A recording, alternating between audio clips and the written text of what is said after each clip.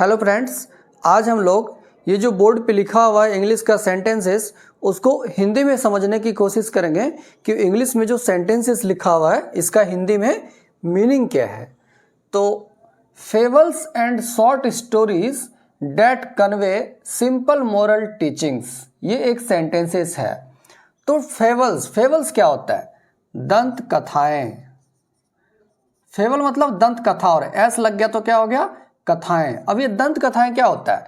कोई काल्पनिक कहानी जो कि एक्चुअल में है नहीं लेकिन इमेजिन करके लिखा जाता है, तो काल्पनिक कहानियां जिसको बोलते हैं दंत कथाएं।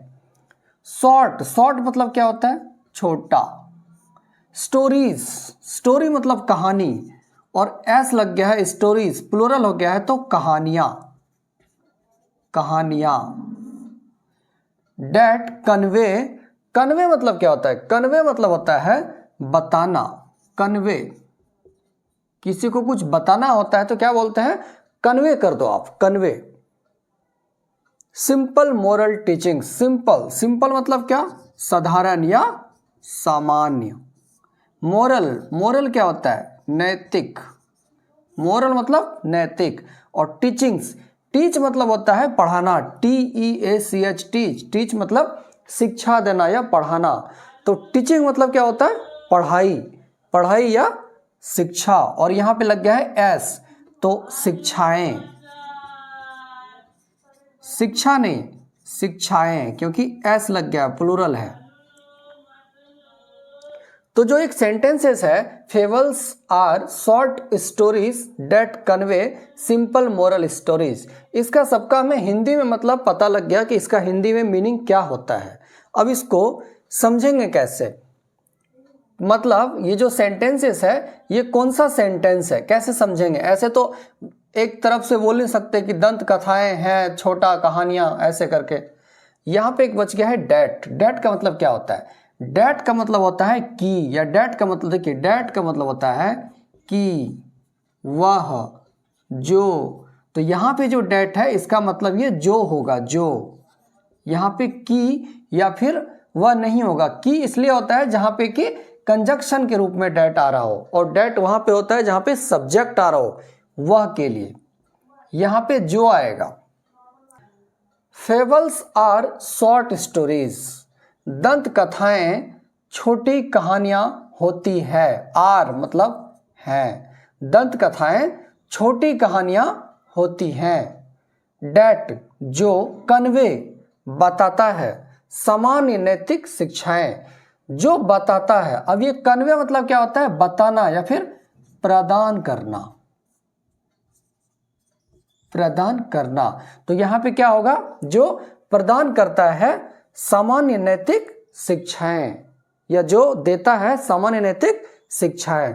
अब यहां पे जो इसलिए लगा है कि ये जो फेबल्स आर शॉर्ट स्टोरीज है इसके प्रोनाउन के रूप में यहां पे डेट आ रहा है, इसलिए जो लगा है। जैसे कि बोलते हैं कि वह एक बहुत बड़ा सुपरस्टार है, तो कैसे बोलते हैं? He is a famous superstar, जो हमें शिक्षा देता है।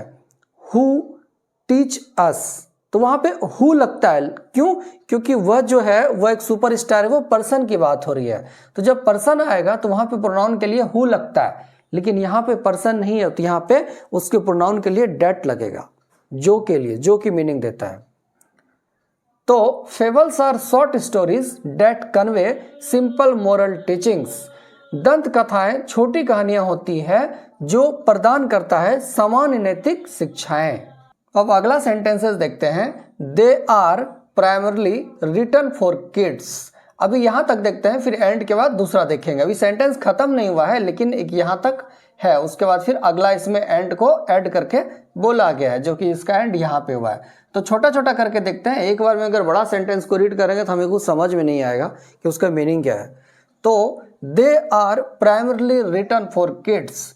दे का मतलब क्या होता है? दे मतलब होता है वे, आर हैं। प्राइमरी मतलब क्या होता है? प्राइमरी मतलब होता है प्राथमिक।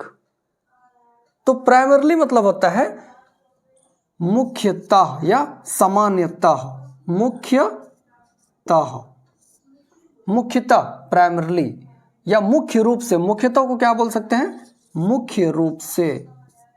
मुख्य रूप से, कुछ भी बोल लीजिए, या तो मुख्य रूप से या मुख्यता, प्राइमरली। रिटन, राइट मतलब होता है लिखना, रिटन, राइट मतलब क्या होता है, लिखना। यहाँ पे उसका थर्ड फॉर्म लगा है रिटन, तो रिटन का मतलब लिखना नहीं होगा, लेकिन वर्ब क्या है, राइट, तो राइट मतलब होता है लिखना। फॉर किड्स, किड्स, किड मतलब होता है बच्चा, लेकिन एस लग गया है प्लूरल, तो बच्चे।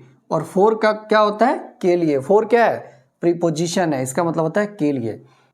दे are primarily written for kids. अब ये कौन सा सेंटेंसेस है, पहले हमें समझना पड़ेगा कि सेंटेंस कौन सा है, क्योंकि अगर स्टार्टिंग से पढ़ेंगे वे हैं मुख्यतः लिखना बच्चे, तो ये कुछ मीनिंग नहीं बनेगा। ऐसे इंग्लिश का जो स्ट्रक्चर है ऐसे नहीं होता है कि शुरुआत से लेके एंड तक हमने पढ़ दिया। ये पैसिव वॉइस है। अब पैसिव वॉइस कौन सा है, प्रेजेंट इंडेफिनिट, जिसमें कि object is am are plus V3 होता है। तो वे या इसको बोल सकते हैं उन्हें, क्योंकि ये ऑब्जेक्ट है, तो हो जाएगा ये उन्हें। They are primarily written for kids, उन्हें बच्चों के लिए मुख्य रूप से लिखे जाते हैं। They are primarily written for kids मतलब उन्हें मुख्यतः या मुख्य रूप से लिखे जाते हैं बच्चों के लिए। एंड, और, दस, दस मतलब क्या होता है, ऐसा या इस प्रकार। कंटेन मतलब होता है सम्मिलित, सम्मिलित करना, किसी चीज में कुछ होना मतलब सम्मिलित करना। टेकिंग एनिमल्स मतलब जानवरों को लेकर, टेक मतलब क्या होता है, लेना, टेकिंग लेकर, जानवरों को लेकर, जानवरों को लेकर, टेकिंग एनिमल्स जानवरों को लेकर। डैट, जो यहाँ पे भी देखिए डैट है, तो डैट किसके लिए, उसके प्रोनाउन के लिए आया है, टेकिंग जानवरों के लिए। डैट जो, चिल्ड्रन मतलब बच्चा। फाइंड, फाइंड मतलब क्या होता है, पाना, कुछ प्राप्त करना, पाना। इंटरटेनिंग मतलब मनोरंजन, मनोरंजन। अब हमें सबका हिंदी में मतलब पता लग गया है, तो इस सेंटेंसेस का हिंदी में मतलब क्या है, दस कंटेन टेकिंग एनिमल्स, इस प्रकार या ऐसा सम्मिलित करते हैं, टेकिंग एनिमल्स जानवरों को लेकर। डैट जो, चिल्ड्रन फाइंड एंटरटेनिंग जो बच्चा मनोरंजन पाता है, या जो बच्चे को इंटरटेनिंग लगता है, मनोरंजन लगता है, मनोरंजन पाता है। पोएम्स, पोएम मतलब क्या होता है, कविता, एस लग गया तो कविताएं। स्टोरीज, कहानियां, कविताएं, कहानियां। Fable, poems and stories are usually, usually मतलब प्रायः या सामान्यतः या आमतौर पर। रिटन, राइट मतलब क्या होता है, लिखना। टू टीच, टीच मतलब क्या होता है, शिक्षा देना या पढ़ाना। देयर रीडर्स, देयर मतलब अपना।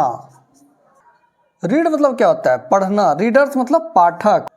The right way to live life, यहाँ पे फुल स्टॉप लग गया था। राइट वे मतलब सही तरीका, राइट वे सही तरीका। टू लिव लाइफ जिंदगी को जीने की। लाइफ मतलब क्या होता है, जीवन, और लिव मतलब जीना। अब इसको ट्रांसलेट करते हैं। यहाँ पे जो ये सेंटेंसेस है इसका हमें सबका हिंदी में मतलब पता लग गया है सारे वर्ड का। Fable, poems and stories. Fable कविताएं और कहानियां, मतलब दंत कथा, कविताएं और कहानियां। आर यूजुअली प्रायः, रिटन लिखा जाता है। ये भी कौन सा टेंस है, ये भी पैसिव वॉइस है, प्रेजेंट इंडेफिनिट का। Is am are plus V3 लिखा जाता है। To teach their readers, to teach पढ़ाने के लिए अपने पाठकों को। The right way to live life सही तरीका जीवन को जीने की। लिव मतलब जीना, लाइफ मतलब जीवन, जिंदगी को जीने की। एसोप्स, एसोप्स क्या है, एक राइटर है जो क्या लिखता है, fable story. Aesop's fable, Aesop की दंत कथाएं are the most well known fables. Most well known, most मतलब क्या होता है, सबसे ज्यादा। वेल नोन मतलब प्रसिद्ध या फिर सबसे ज्यादा जानने वाला। वेल नोन, नोन मतलब क्या होता है, नो मतलब होता है जानना, नोन जानने वाला। वेल नोन मतलब इसको बोल सकते हैं हम लोग प्रसिद्ध। तो ये क्या बोल रहा है, Aesop's fables are the most well known fables. Aesop's की जो कहानियां होती है सबसे ज्यादा जानने वाला या फिर प्रसिद्ध कहानियां होती है। एंड और दे कन्वे, जो प्रदान करते हैं, कन्वे, कन्वे मतलब क्या होता है, प्रदान करना। दे, वे प्रदान करते हैं मोरल लेसन्स, मोरल लेसन्स मतलब नैतिक शिक्षाएं, नैतिक शिक्षाएं, लेसन्स मतलब क्या, शिक्षाएं, related to the ideals of equality और वर्क एथिक्स। अब रिलेटेड टू, रिलेट मतलब क्या होता है, संबंधित होना। दे कन्वे मोरल लेसन्स, वे प्रदान करते हैं नैतिक शिक्षाएं, related to the ideals of equality और वर्क एथिक्स, मतलब कार्य नैतिकता या समानता के आदर्शों के संबंधित नैतिक शिक्षाएं वे प्रदान करते हैं। तो फ्रेंड्स, ये था एक छोटा सा सेंटेंसेस जिसको भी हम लोगों ने सीखा कि जो इंग्लिश के सेंटेंसेस है इसको हिंदी में कैसे ट्रांसलेट करके समझा जाता है। होप आपको वीडियो पसंद आया होगा। अगर आपको वीडियो पसंद आया तो लाइक एंड सब्सक्राइब जरूर करें। Thank you.